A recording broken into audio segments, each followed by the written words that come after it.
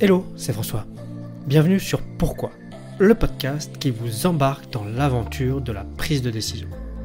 Et oui, parce que la prise de décision, on y est confronté tous les jours. Et je sais pas vous, mais moi, je me suis toujours posé la question de savoir comment on prend une bonne décision, comment on prend une mauvaise décision, et existe-t-il même une bonne ou mauvaise décision ? Et donc, je suis parti à la rencontre d'entrepreneurs, artisans, artistes, pour comprendre comment eux prennent tous les jours leurs décisions. On parle d'expérience, d'inspiration, de méthodologie. Et aujourd'hui, je vous embarque dans une toute nouvelle interview avec mon invité pour comprendre comment, au travers de son expérience, il prend ses décisions.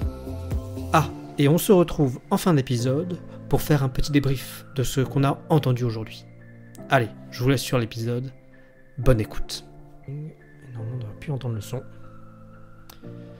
1, 2, 3, 1, 2, 3. Je veux bien que tu parles, voir si ça... 1, 2, 3, 1, 2, 3. Est-ce que tu m'entends ? Ça fonctionne. Juste, alors on va rapprocher un peu plus. Ouais. Ok, Si ça te convient. ça me va. Ok. Là, c'est mieux ? Ouais, ça devrait Ok. être. Super. Bon, bah, let's go. Allez. Super. Jacques, Oui. merci de m'accueillir dans tes bureaux. C'est très gentil, toi, de m'accueillir, et c'est très marrant parce qu'on en discutait là tout juste avant de commencer. Je suis venu un peu plus tôt parce que à cause des embouteillages, donc, parce que vous n'êtes pas loin en plus. Alors pour les connaisseurs de Rennes, vous n'êtes pas loin de la Rocade, Oui. mais vous êtes plutôt dans le bon sens. Enfin, vos bureaux, parce qu'on va parler. Vous avez plusieurs structures dans Rennes, Tout avec à fait. les restaurants et tout ça. Mais peut-être pour commencer de ce podcast, j'aime bien poser une première question qui est présente-toi. Qui es-tu, Jacques ? Très bien. Bien, enchanté. Donc, moi, c'est Jacques, comme tu as choisi de m'appeler. Parce qu'il y aura un autre prénom aussi que les gens ont aussi l'habitude de me connaître. Jacques Tiptifakon,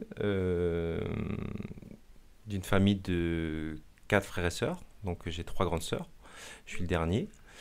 Mes parents d'origine thaïlandaise et laotienne sont arrivés il y a 38 ans. Donc ça donne mon âge parce que moi je suis arrivé dans le ventre de la maman. J'étais pas sur un siège comme mes 3 sœurs dans l'avion. Donc j'étais déjà dans le ventre et ma maman a accouché à l'hôpital Sud, la Rennes, donc pas très loin. Il y a 38 ans. Voilà, 38 ans, né à Rennes. Ok. Et comment tu te définis un peu dans ta vie professionnelle ? Quand on te dit, on te croise dans la rue, on se serre la main, et puis comment tu te définis d'un point de vue professionnel ? Alors, mon point de vue, alors je me dis commerçant. Ok. Commerçant. Et dans le regard ou dans ce que je peux entendre du point de vue des gens en face de moi, ça peut être aussi appelé des fois entrepreneur. Ok. Parce que tu te considères pas comme entrepreneur ? Alors, pas forcément. Alors, je me suis considéré au tout départ dans le premier restaurateur. Après, en ouvrir plusieurs commerçants. Mais le type d'entrepreneur, pas tout à fait, parce qu'entrepreneur, alors, j'ai peut-être ma définition qui n'est pas bonne, mais je vois la grosse entreprise, la grosse structure, des gros bureaux qu'on voit là en bord de rocade, là, par exemple à la Courrouze.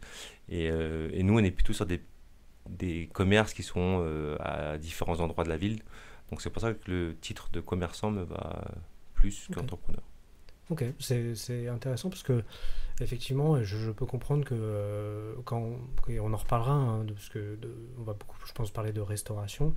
En ouvrant un restaurant, on se considère comme un restaurateur, mais j'aurais pensé que justement le fait d'en ouvrir plusieurs, et en plus un nombre assez important, la vision d'entrepreneur aurait été plus mise en avant, mais ok, je comprends aussi la notion de commerçant, donc voilà. c'est vachement original, c'est très intéressant.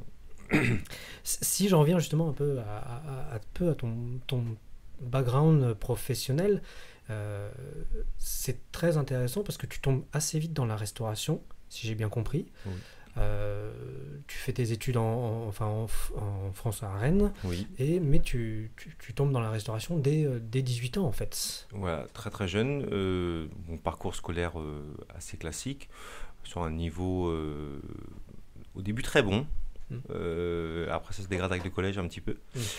Je vais jusqu'au bac général. Puis après, ouais, j'arrive très tôt parce que les prétentions des études que pouvaient avoir mes parents au départ, pour moi, se sont avortées assez rapidement. Donc, du coup, j'ai dû Ouais. sortir du BTS à ce moment-là. Puis un voyage fait et un retour de voyage fait que du coup, j'ouvre un restaurant, enfin, je me mets dans la restauration, pardon, à l'âge de 18 ans. D'abord dans la famille, puis en revenant à Rennes à travailler dans un restaurant japonais. Et je me lance dans mon autre projet de restauration à l'âge de 19 ans, 20 ans. Ouais. Ouais. Et qu'est-ce qui t'a amené à... Parce qu'il y a quand même un chemin entre travailler dans de la restauration, qui je crois était plutôt le cas lors justement du voyage que tu évoques, qui était aux États-Unis, sauf faire de ma Mhm. part, où tu as travaillé dans la restauration, tu as pu apprendre le management, d'après Mhm. les sources que j'ai trouvées, mais il y a pour moi un pas entre travailler dans la restauration et ouvrir son restaurant. Qu'est-ce qui t'a, toi, amené à franchir ce pas?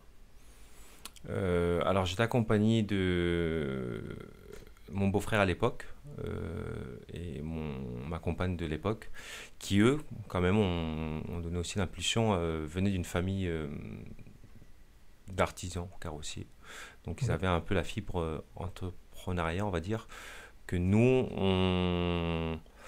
on n'a pas eu de nos parents, malgré que en Asie, ils étaient entrepreneurs. Ok. Ils étaient commerçants en France, on n'avait pas forcément ces projections de discussion en famille qu'un jour nos enfants allaient être des commerçants, ouvrir leur propre entreprise, leur Mhm. business. Nos parents nous poussaient plutôt aux études pour travailler dans des belles sociétés, avoir des bonnes conditions de travail, un bon salaire, Mhm. type médecin, docteur, ingénieur, Ouais. travailler dans le marketing à l'époque. Mais ils ne nous voyaient pas, nos parents, ouvrir quelque chose, non. Mhm. Donc du coup, avec cette belle famille, quand on avait 20 ans, eux avaient ce côté de tout de suite vouloir être propriétaire de son propre travail, on va dire, et de se lancer. Ok. Voilà, ils avaient ce côté-là et moi j'avais la technique du coup que j'avais importée de mes précédents voyages et expériences aux États-Unis. Donc du coup ce bagage que j'avais importé, on l'a testé, on l'a Mhm. lancé à Rennes et c'était le début d'une suite d'ouverture de restaurants quoi. Ouais. Justement, parce que pour en parler, justement, cette suite d'ouverture de restaurants, moi j'ai trouvé le chiffre de 17. Alors je crois que le chiffre est pas tout à fait exact parce qu'il y a un Mm. restaurant qui vient de s'ouvrir. Oui. 17 ouvertures de 17 restaurants en à peu près 17 ans, 18 Mm. ans. C'est juste énorme quoi. Déjà ouvrir un restaurant, c'est déjà bien. Mhm. En ouvrir 17 et pas des. Pour donner un peu la dimension, parce qu'on parle. Alors, ça va beaucoup parler aux Rennais notamment et aux ceux les gens qui habitent dans le bassin rennais, mais quand on parle du Whitefield, du BDS, de Monsieur Yak, Mhm. aujourd'hui du Saint-Jacques Café, j'oublie le avec, bien sûr, enfin, et d'autres. On parle de restaurants d'une certaine dimension, avec des concepts très particuliers. D'ailleurs, j'aimerais bien qu'on revienne sur ça. Bien Mais sûr. ça, il y a une vraie, encore un pas par rapport à l'ouverture juste d'un restaurant. Mhm. Alors c'était pas au départ, dans le premier restaurant, c'était pas prévu. Mm.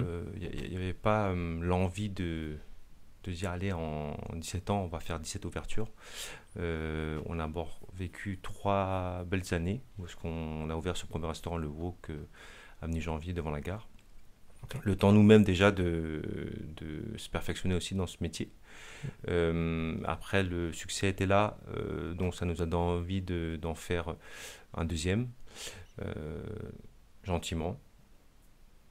Et au fur et à mesure des ouvertures, en fait, on a su se structurer entre nous tous, puisqu'on travaille en famille, chacun avec son rôle, chacun avec ses compétences, chacun à sa place, et s'entourer aussi des très bons conseils. Et c'est important aussi d'avoir les bons conseils pour nous accompagner justement sur ce développement-là.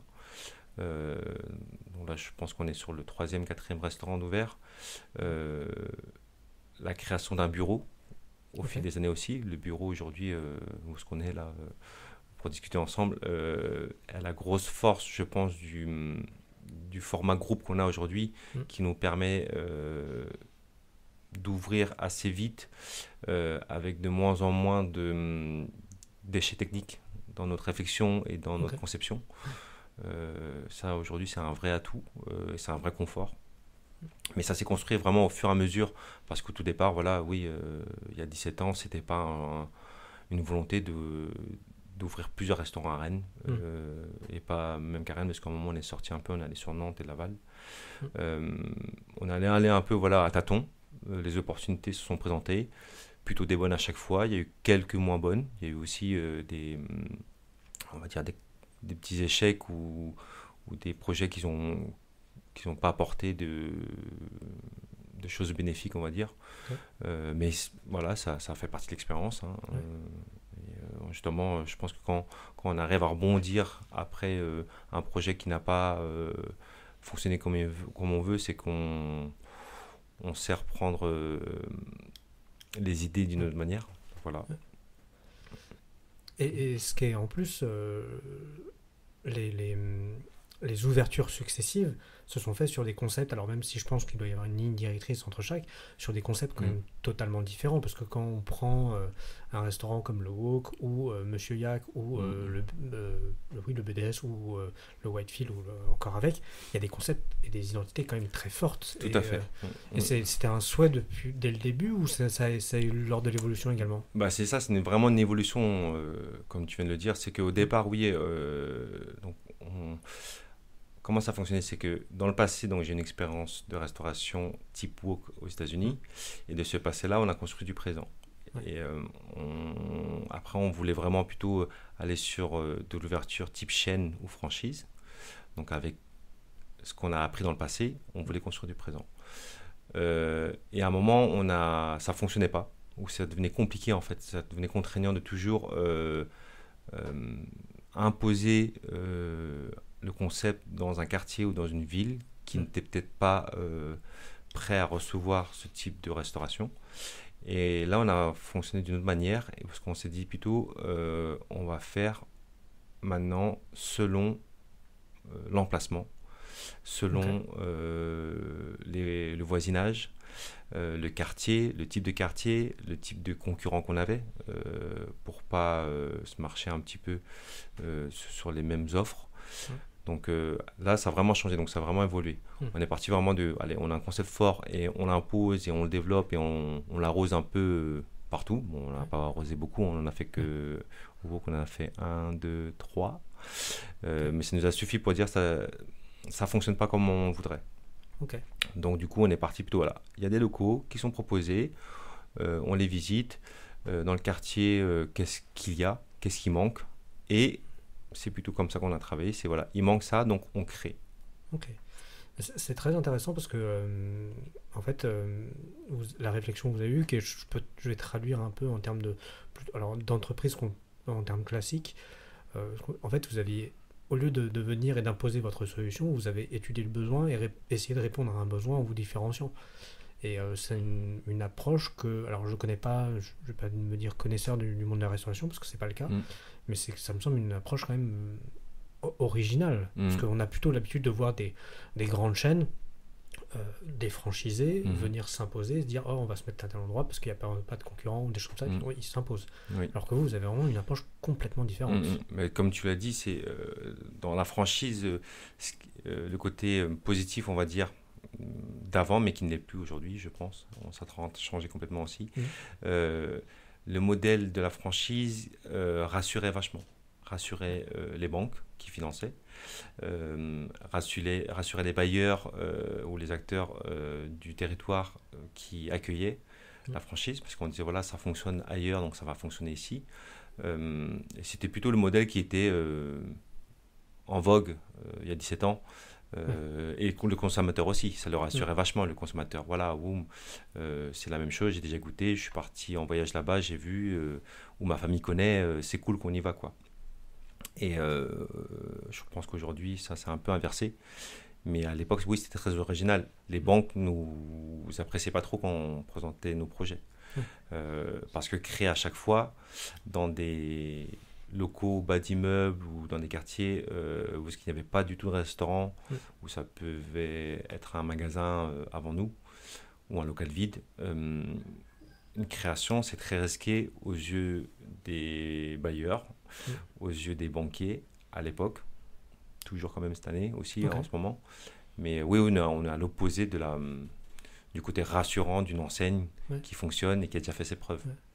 Et alors peut-être pas sur les premiers, mais vous avez aussi assez vite dérivé, basculé sur aussi des restaurants dans des zones aussi de beaucoup d'entreprises, ou dans des zones un peu moins centre-ville, je veux dire.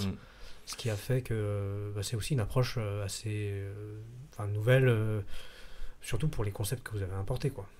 Complètement, c'est toujours ça, nous, c'est de s'adapter, en fait. On a adapté, voilà, je pense que tu parles vraiment de ce virage qu'on a fait et le comportement qu'on a dû avoir, mais sans trop le...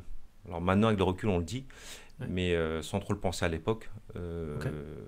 Oui, c'est de s'adapter, en fait. On s'adapte maintenant au grandissement de la ville de Rennes qui s'est étendue. Donc, on est parti chercher aussi des opportunités, pas que en centre-ville, pour aller répondre aussi à des personnes qui se projetaient d'aller vivre autour des rocades. Donc, c'est pour ça qu'on est arrivé un peu ici. Donc, voilà, s'adapter à l'évolution de la ville, quoi. L'évolution du client, de ce qu'il a envie, à quel endroit. Ok.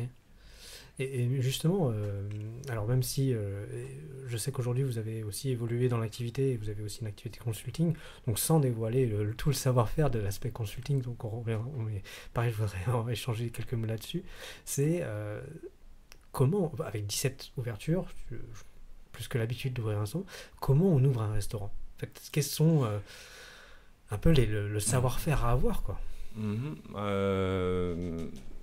Point de départ maintenant, alors il faut avoir la motivation, hein, l'envie de ce métier-là qui a un beau métier. Vraiment, je pense qu'il y a un beau métier parce que c'est un métier qui est très très complet, qui est très abordable, qui a du contact humain, qui a de la technique. Enfin, c'est un beau métier, donc il faut déjà avoir envie de le faire. Ensuite, on va passer à quoi? On va passer à trouver le local. L'adresse du projet, elle est importante quand même. Voilà. Donc ça, c'est les premiers points de démarrage. Pour nous, il y a 1 an d'études, vraiment. Donc, sur le concept. Ouais. Et ça, c'est quelque chose qui se construit. Alors pour le tout premier, l'étude du premier wok, moi, elle s'est faite pendant que je travaillais dans ce restaurant japonais. Donc pendant que je travaillais, dans les coupures entre le service du midi et le soir, on travaillait sur des projets, on regardait les annonces, on visitait des locaux, on travaillait sur la carte, on imaginait des cartes, on testait des recettes. Donc c'est à côté du travail, quoi. Donc j'avais un contrat de travail, mais dans mes temps creux, c'est là qu'on travaillait le projet. Ça a pris 1 an. Le temps de peaufiner un peu les idées, plein de choses, trouver le nom, c'est important aussi. Donc il y a vraiment 1 an d'études de projet. Après, quand le local est acté, on va dire, donc on est sur un projet de bail, signature, on s'engage. Là, il va y avoir la phase travaux qui va prendre entre 6 et 12 mois, selon aussi la taille du restaurant, mais parfois si c'est des rénovations, on peut tomber sur des surprises, voilà, ça peut prendre aussi un peu de temps. Trouver le financement aussi, ça fait partie aussi de ce moment de 6 à 12 mois. Et puis après vient le jour de l'ouverture, parce que normalement on n'a plus beaucoup d'énergie, parce que tout a été dépensé, et depuis au moins 1 année, même voire 2, parce qu'on compte vraiment 2 années, quoi, avant l'ouverture. Ça, c'est sur des périodes, on va dire, classiques. Et après, lancement, parce qu'on cette phase-là, pour nous, elle fait à peu près 3 mois en moyenne. Donc, quand c'est très très bien, Je vais prendre par exemple la dernière ouverture là, du Saint-Jacques Café à la Courouse. La phase ouverture, elle s'est validée en un mois. Ok. Donc en un mois, notre équipe de bureau a pu sortir de l'opérationnel, retourner au bureau et prendre des tâches de bureau. Mais pendant un mois, en fait, pendant l'ouverture, tout le monde, tous les efforts sont déployés sur place. Ok. Et au bout d'un mois, ça s'est stabilisé assez vite. Donc c'est plutôt bien. Et où il y a eu des cas dans les 17 ans qui s'est passé, des fois ça durait 6 mois, la phase d'ouverture, parce que les réglages n'étaient pas bons, le recrutement ne fonctionnait pas, les prix, la carte, la clientèle n'était pas au rendez-vous. Donc des fois ça peut prendre beaucoup plus de temps. Oui. Oui, parce que c'est moi souvent un élément que je rebondis sur notamment les recrutements et tous ces éléments parce que c'est un élément que on oublie souvent. Moi je trouve la restauration c'est extrêmement humain. En fait, j'en parlais avec le fondateur de Ethnic Food qui lui me disait la partie humaine est capitale dans la réussite d'un restaurant. Parce que le concept peut être aussi bon qu'on veut si à l'intérieur les employés ou les personnes qui gèrent le restaurant sont pas bonnes, ça marchera pas, quoi. Oui, l'humain il a toute son importance dans ce métier-là complètement.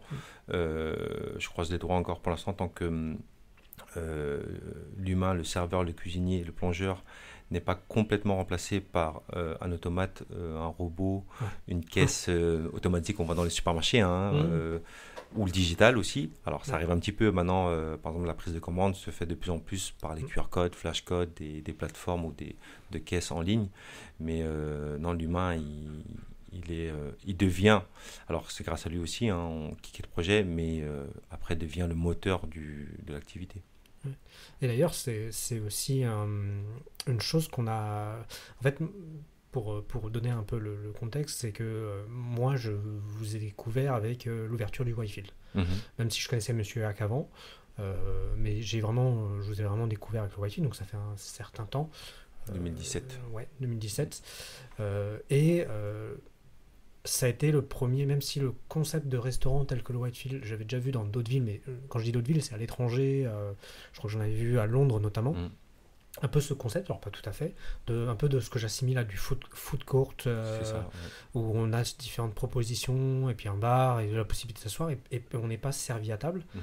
En fait, vous avez, pour moi, amené un peu ce concept à Rennes, et vous l'avez développé. Aujourd'hui, ce que je vois avec le Saint-Jacques Café, carrément de la prise de commande via QR code, on paye en ligne, et alors même s'il y a du personnel volant qui vient, qui peut aider, en fait, on est servi hyper vite, et il y a cette partie de digitalisation qui est mise au service de la restauration, en fait. Oui, elle est arrivée... avant Covid déjà, parce que QR code, c'est un mot qui est arrivé, j'ai l'impression, beaucoup dans le Covid. Mais le comportement déjà de plus être dans le service classique à table est arrivé déjà un peu avant le Covid. Surtout qu'en France, voilà, c'est un pays de la gastronomie, parce que la restauration, c'est un vieux métier. La brasserie française, les chefs étoilés, c'est des habitudes qui n'étaient pas simples. Quand tu parles là, par exemple, du Whitefield, oui, de nous-mêmes aujourd'hui, cette ouverture, ce projet-là, c'est un ovni dans notre expérience. Il n'était pas prévu ce restaurant. Sa conception, elle s'est faite, alors pas du tout, là quand je vous parlais d'un an d'études, 6 à 12 mois de travaux, je crois qu'on a tout bouclé en un an. Visite, réflexion, travaux, ouverture, en moins d'un an, c'était ouvert. Et en plus de cela, avec un concept, un fonctionnement jamais vu chez nous, et alors jamais vu en France, ce qui est un peu faux parce qu'il y a eu des tentatives justement de food court qui existaient déjà par exemple dans les continents d'Amérique du Nord beaucoup et en Asie, qui fonctionnent depuis très très longtemps là-bas et qui sont démocratisés, on va dire. En France, il y a eu des tentatives, on avait quand même sondé un peu le marché. Voilà, nous on savait food court, on connaissait par nos voyages. Moi je dis mais en France il n'y a pas déjà des food court en 2016 pardon, du coup en étude de projet. Et on a regardé un petit peu en historique, il y a eu quelques tentatives qui n'ont pas fonctionné. Et le seul en 2016 qui se rapprochait un petit peu du Whitefield Café, c'était au niveau du Carrousel du Louvre, donc, qui est une concession gérée par Autogrill, donc, qui sont plutôt habitués sur les autoroutes. Et où ce qu'il y avait un asiatique, une cuisine marocaine et peut-être une cuisine traditionnelle française. Donc, Mais voilà, c'était trois cuisines présentées dans un endroit pas très accueillant. Et donc voilà, donc on s'est lancé dedans. Et c'était pas simple. C'était pas simple parce que, et même encore aujourd'hui, hein, le client, il a du mal à comprendre un petit peu parce que il existe et il existera toujours, j'espère, des restaurants classiques avec du service à table hein, qui ont leur bon côté aussi. Mais pour faire du volume, pour répondre à ce besoin de déjeuner dans des zones de plus en plus denses, avec des temps de déjeuner de plus en plus réduits, de premier abord, on a toujours l'impression, parce que la queue, le monde, on a l'impression qu'on va être servi pas assez vite. Mais le résultat de chaque service depuis le Whitefield et maintenant le Saint-Jacques, à 13h45, il n'y a plus de clients, tout le monde est rentré, tout le monde a mangé, tout le monde est arrivé le ventre vide, est reparti le ventre plein. Et en 45 minutes, on a fait plus de 200 couverts. Ouais. J'ai été étonné. Alors le Whitefield, j'ai pas mal expérimenté, donc j'étais plusieurs fois. Donc c'est effectivement, en fait, qu'on attend, on n'attend pas tant que ça. Après, il y a la conception du plat, mais ça qui est en tout pas. Mais effectivement, le Whitefield, là, j'ai été la semaine dernière et c'est impressionnant la rapidité. Moi, j'étais impressionné par la rapidité avec laquelle c'est arrivé, quoi.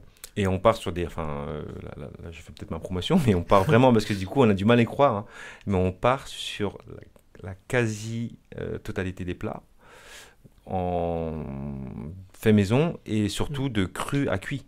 On n'a pas de pré-cuisson, enfin le pad thai, parce que c'est un peu l'origine un peu de l'histoire du groupe avec son premier restaurant, le Wok. Le pad thai, ce sont des nouilles fraîches, de la viande fraîche, des légumes frais, pas cuits, tout ça, rien n'est cuit en avance. Et le pad thai, déjà à Chicago, quand on le cuisinait et on formait les nouveaux cuisiniers, il fallait pas dépasser 4 minutes. Et voilà, l'ustensile, la cuisson fait.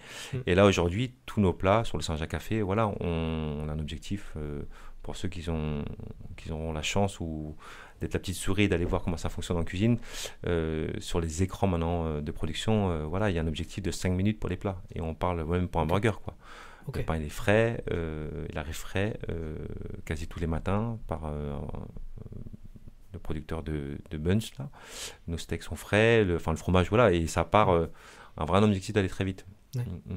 Oui, parce qu'il y a quand même un impératif. Alors sur ces restaurants-là, c'est peut-être pas pareil partout, notamment sur d'autres structures, mais de répondre très vite à un besoin. Ce que tu disais, certains de ces restaurants sont dans des zones industrielles ou dans des zones de bureaux où, en fait, tu sais qu'entre midi et 13h45, il va y avoir 200-300 personnes qui vont débarquer, affamées, qui n'ont pas envie d'attendre parce qu'ils doivent retourner au bureau, ils ont des réunions, des machins du truc. Donc il faut gérer un arrivage de personnes assez fou, quoi. Oui, c'est pour ça que, en 2017 et là encore en 2023 pour le Saint-Jacques Café, quand on nous propose ces locaux, parce qu'on dit voilà, il y a une forte demande parce qu'il y a beaucoup de bureaux, tout le monde a faim, et ils n'ont qu'une heure pour manger. Avec l'expérience qu'on a eue avant, des wok, parce qu'on vous accueille, on se dit bonjour, on vous accompagne à votre table, on vous tire la chaise, on vous prenait votre manteau, on vous donnait la carte, on revenait. C'est impossible techniquement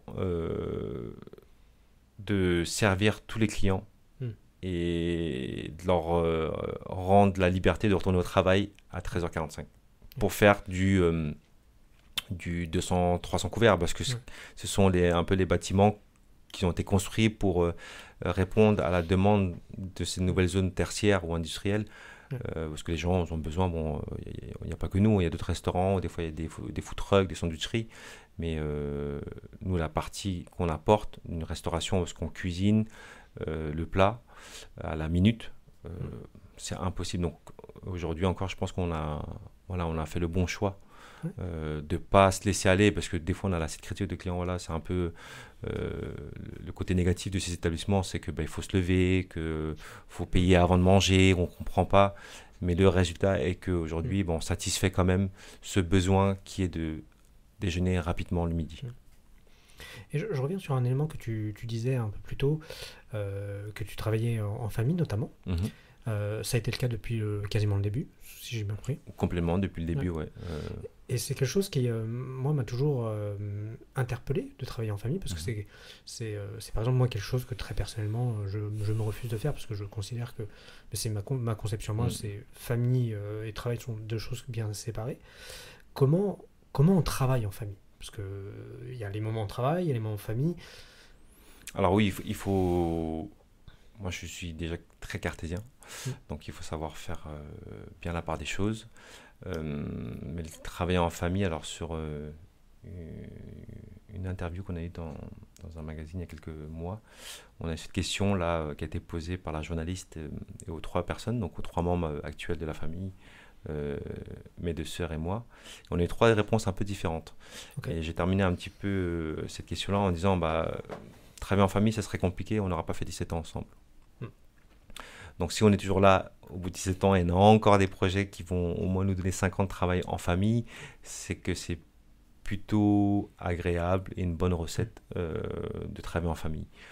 C'est assez culturel, faut être conscient de ça. Je pense que entre la culture de l'Asie et la culture de l'Europe, travailler en famille, c'est peut-être pas la même chose. Pourtant, combien de bâtiments, combien d'annonces sur Internet quand on va chercher une entreprise, ça a été marqué entreprise père et fils, ou voilà, mère et fille.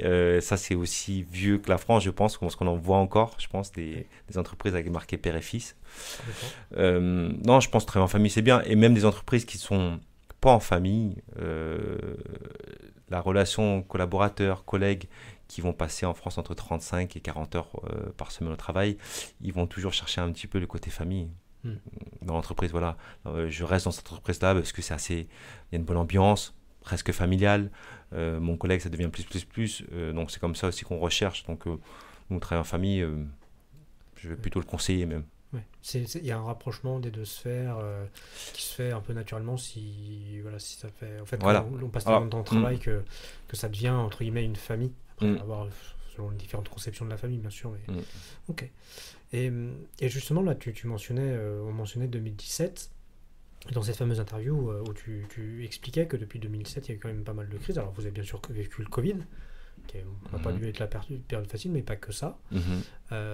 Sans rentrer dans les détails, il y a eu des mouvements de restaurants, notamment.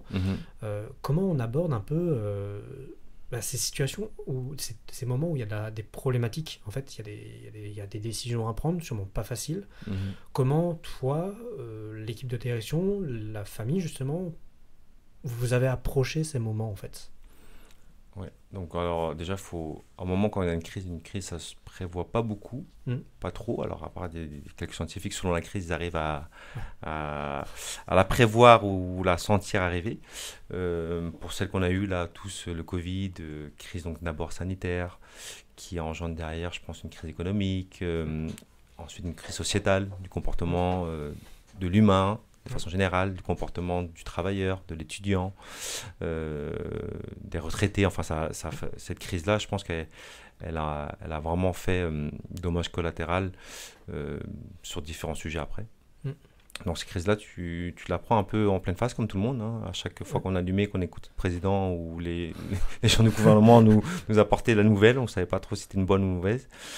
Faut avoir la tête froide. Faut avoir l'esprit clair pour pouvoir gérer une crise. Souvent on appelle la cellule de crise aussi. Donc il faut vraiment être plusieurs à prendre la décision, parce que tout seul, déjà, si on prend l'émotion d'une crise seul, déjà c'est pas évident de s'en remettre. Nous, j'en reviens encore ce côté famille, la réussite d'avoir bien vécu ces crises sanitaires, du Covid, les séparations, parce que c'est de ça qu'on parle, c'est que du coup ça s'est enchaîné nous après avec des séparations d'associés, parce que pendant 15 ans ça avait fonctionné mais à merveille.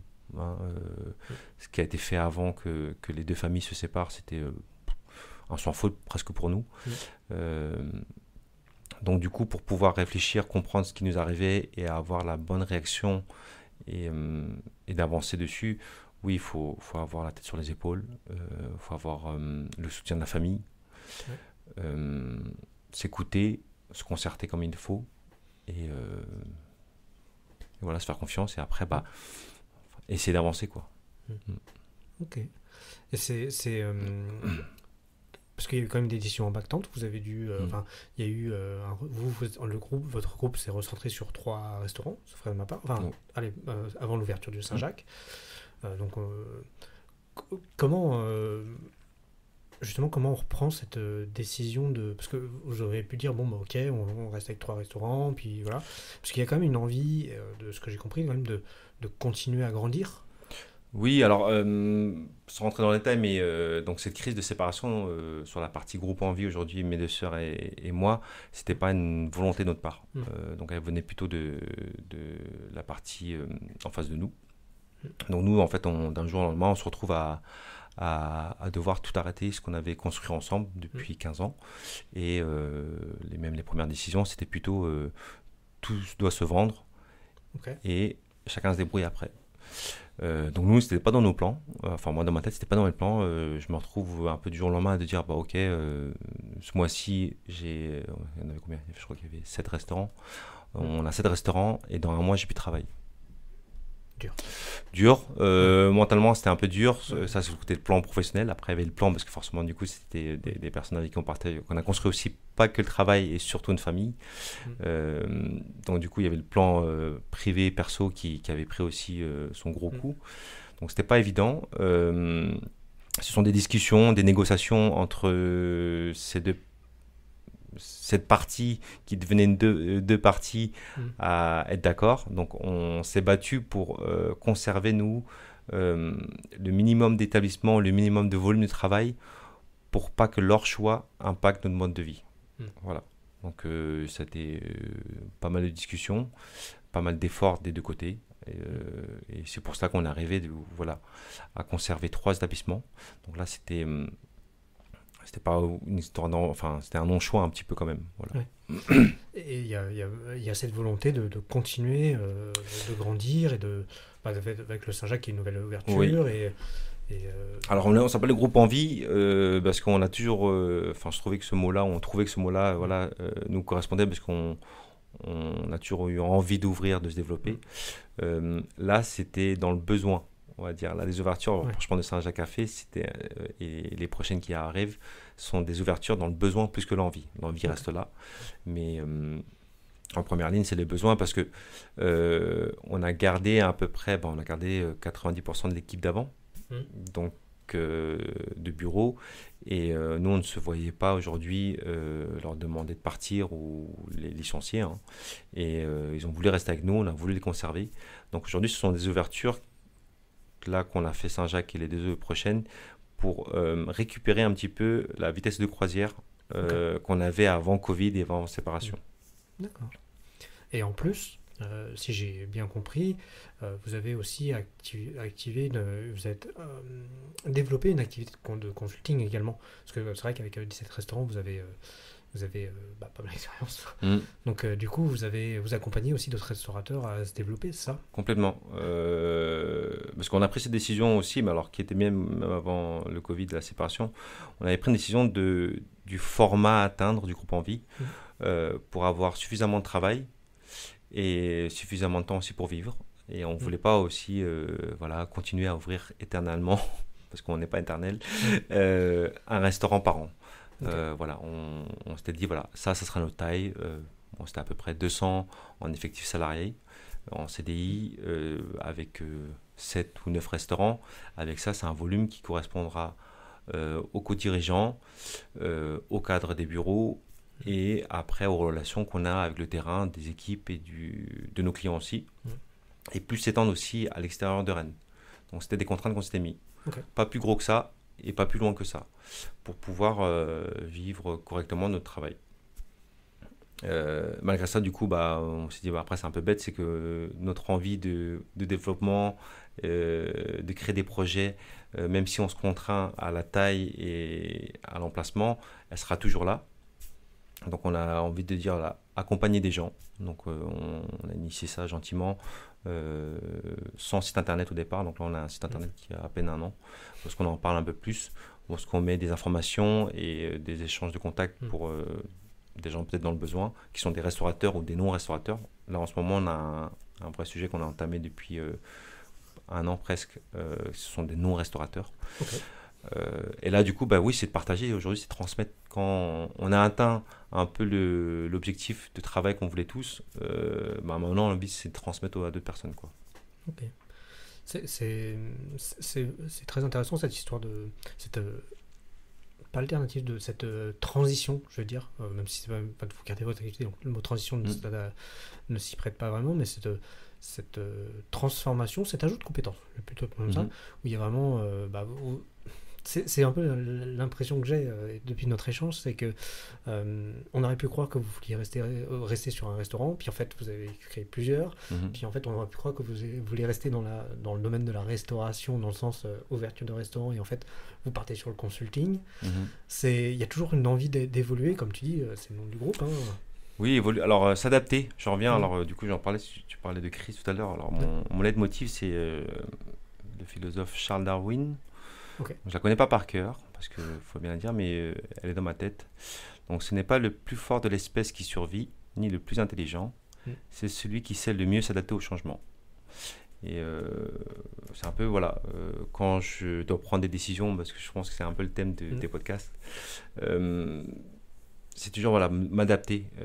On n'est pas les plus forts, parce que financièrement, il y a des groupes plus importants que les nôtres. On n'est pas les plus intelligents parce qu'on n'a pas les meilleurs techniciens. Bon, alors, pourtant, j'ai vraiment l'impression, moi, au quotidien, qu'ils sont les meilleurs qu'on a chez nous. Ils vont être contents d'entendre ça. Mais voilà, il y a toujours plus fort ou plus faible que nous. Et là, ce qu'il dit, Charles Darwin, ouais, c'est vraiment celui qui est capable de s'adapter, en fait. C'est lui qui va survivre à tous ces changements, ces évolutions de la vie, ces crises. Des générations, enfin moi j'ai connu le franc, j'ai connu l'avant internet, on est passé à l'euro, l'avant internet c'est déjà gros, enfin ça, Internet Explorer, le logo E là que tu cliques sur ton Microsoft, c'est énorme. Apple, je trouve c'est des choses qui font partie du quotidien, mais je trouve que dans le comportement humain ça change beaucoup, quoi. Et les réseaux sociaux, pareil. En termes de marketing, avant les réseaux sociaux, ça n'a rien à voir. C'est la même chose.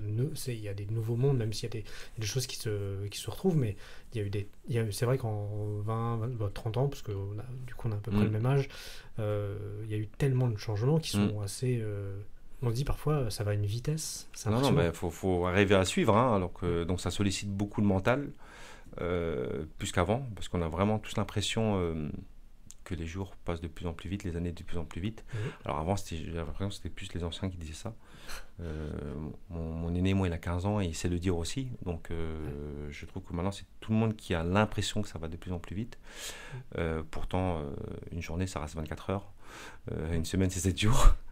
Donc, mais on a vraiment cette impression que ça va de plus en plus vite. Voilà, Internet, 3G, 4G, 5G, les réseaux sociaux. On n'a plus la même vie, mais alors, je pense que notre cerveau, oui, il absorbe beaucoup plus d'informations, de communications en plus différentes, de manière différente, parce qu'avant on n'avait que la voix, le téléphone et la lecture. Maintenant, c'est tout, c'est des images. Des fois, c'est une communication que, même sur l'inconscient, en fait, on n'a même pas choisi, mais on a des informations qui rentrent dans nos têtes. Donc, ça sollicite vachement le cerveau, je trouve. Donc, on se fatigue un peu plus vite. C'est peut-être aussi le cas, même si on s'habitue à faire un peu le tri, aujourd'hui on n'est pas adapté encore à la masse d'informations qu'on reçoit tous les jours. Justement, tu parlais un peu de prise de décision, je vais revenir un peu sur la dernière partie du podcast qui est, vous aujourd'hui, le groupe Envie, comment toi, l'équipe de direction, comment vous prenez une décision je veux dire impactante. Alors, c'est pas par exemple, je vais prendre un exemple. Demain, tu as évoqué que vous aviez des ouvertures à venir. Comment vous prenez la décision de dire ok, on ouvre un restaurant, on fait un go, no go, quoi? Alors sur un restaurant, comment on fait un no go? Sur les derniers, on va être très vigilant sur le budget, dépenses. Oui, c'est quelque chose de très important sur le démarrage du projet, parce que des locaux disponibles dans toutes les villes de la France, il y en a partout, toutes les semaines, de nouveau ou à reprendre. Et après, je pense que dans cette envolée économique des prix, faut pas aller n'importe où, quoi. Et voilà, notre entreprise, c'est quand même pas une association. On n'est pas but non lucratif. Elle a vocation de créer des bénéfices, alors pour pouvoir réinvestir dans son matériel, parce qu'un restaurant qui va bien fonctionner, c'est un four qui va peut-être casser plus vite que ce qu'on lui a promis quand le commercial te l'a vendu. Des banquettes, des chaises aussi qui vont s'abîmer beaucoup plus vite. Donc oui, créer de la richesse, c'est très important.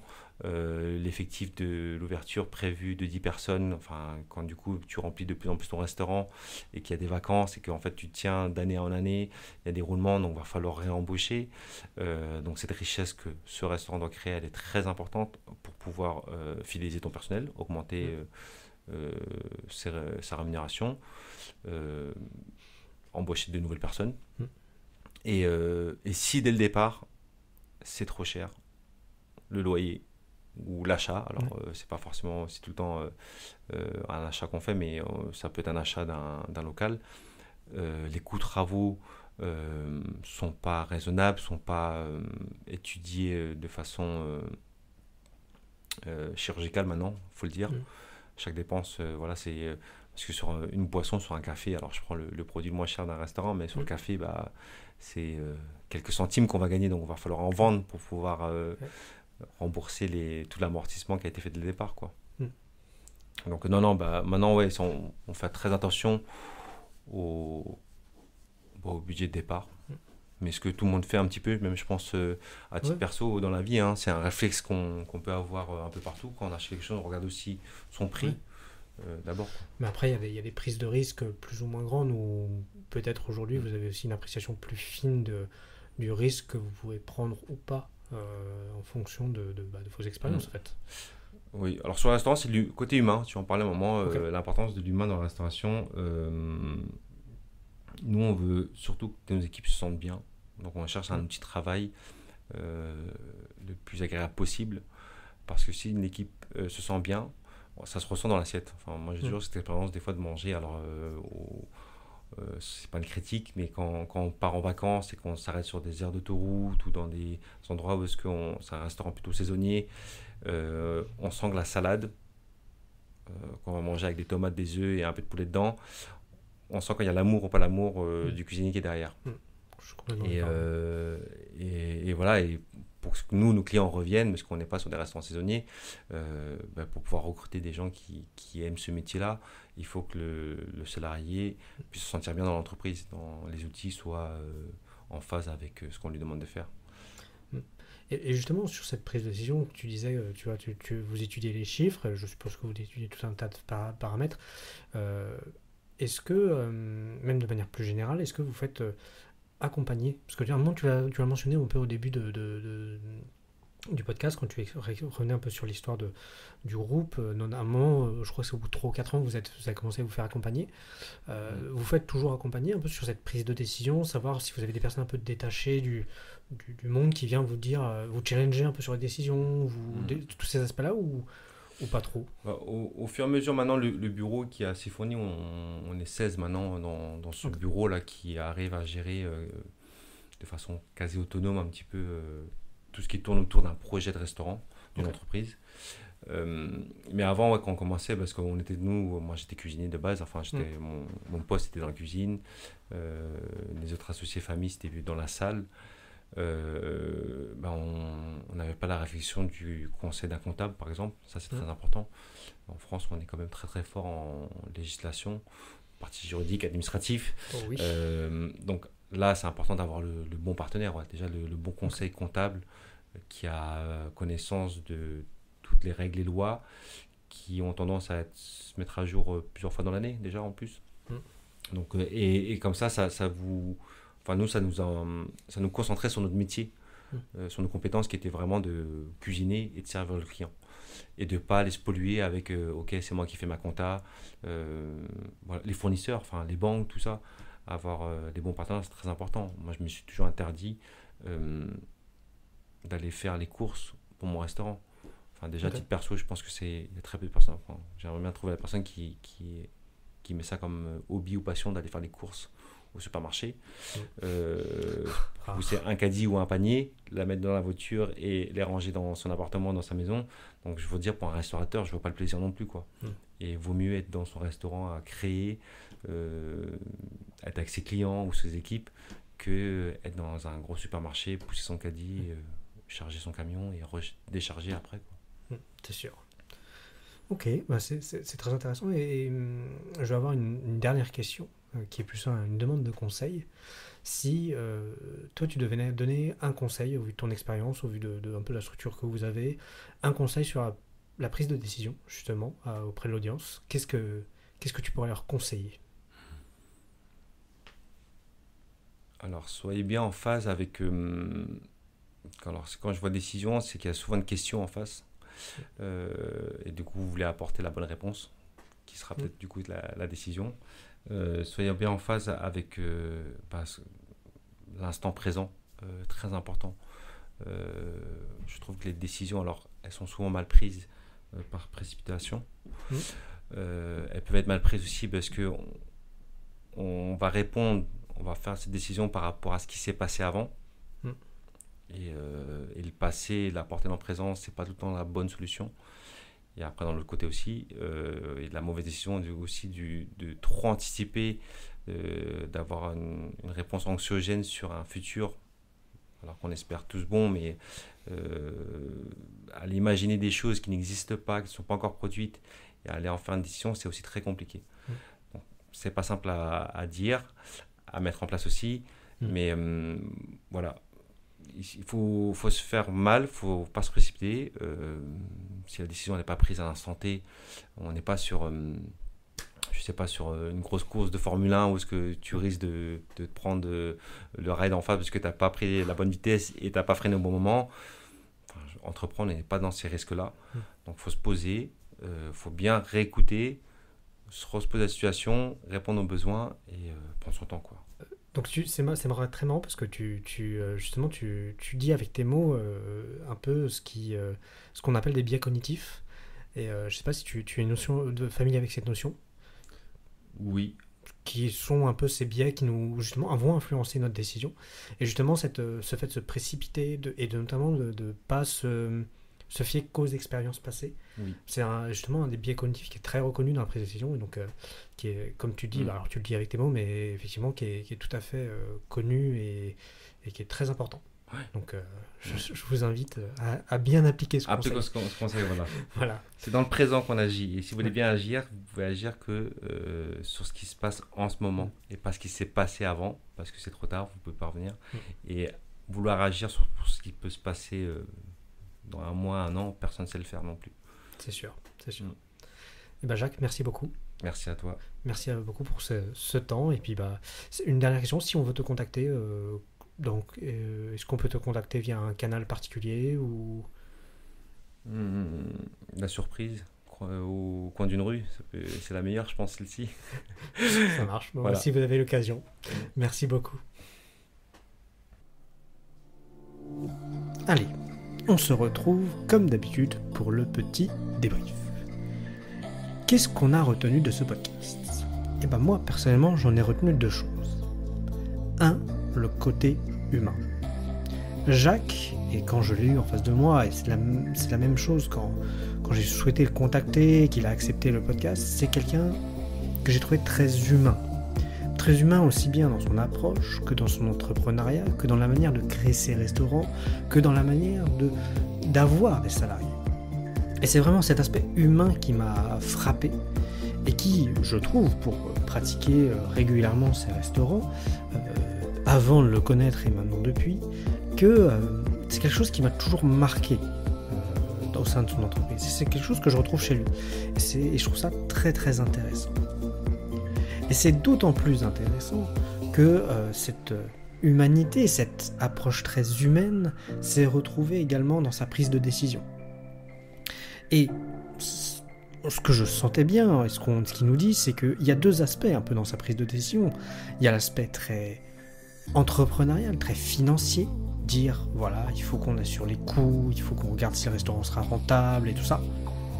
Oui, effectivement, et là c'est l'entrepreneur qui parle, on le sent bien. C'est vraiment la volonté de dire on va pas se lancer dans n'importe quoi. Mais d'un autre côté, c'est aussi se dire voilà, comment on peut créer des bonnes conditions alors pour les gens qui viennent, mais pour les gens qui y travaillent. Et ça, c'est vachement intéressant. C'est très très intéressant car moi je trouve que il y a une teinte aussi humaine à ces prises de décision qui rentrent en jeu. Il n'y a pas qu'un aspect financier, il y a aussi un aspect humain.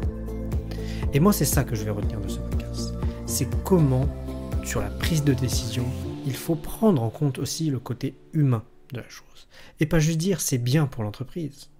Oui, ça peut être bien pour l'entreprise en tant qu'entreprise, mais ça peut être négatif pour l'humain. Alors que ici, il nous montre comment, en prenant en compte cet humain, on peut prendre des décisions et des décisions qui vont payer. Voilà un peu mon ressenti de ce podcast. Et vous, dites-moi qu'est-ce que vous en pensez. Écrivez-moi sur LinkedIn, écrivez-moi sur les différentes plateformes, je serai heureux d'en discuter avec vous. Allez, on se retrouve très vite pour un nouveau podcast. Voilà, c'est fini. J'espère que ce podcast vous a plu. Moi, j'ai adoré. J'espère qu'il vous aura permis de comprendre un peu comment mon invité réfléchit, comment il aborde les situations. Si vous avez aimé ce podcast, je vous invite à vous abonner, à liker et à surtout le partager si vous pouvez. Merci beaucoup et à dans 2 semaines.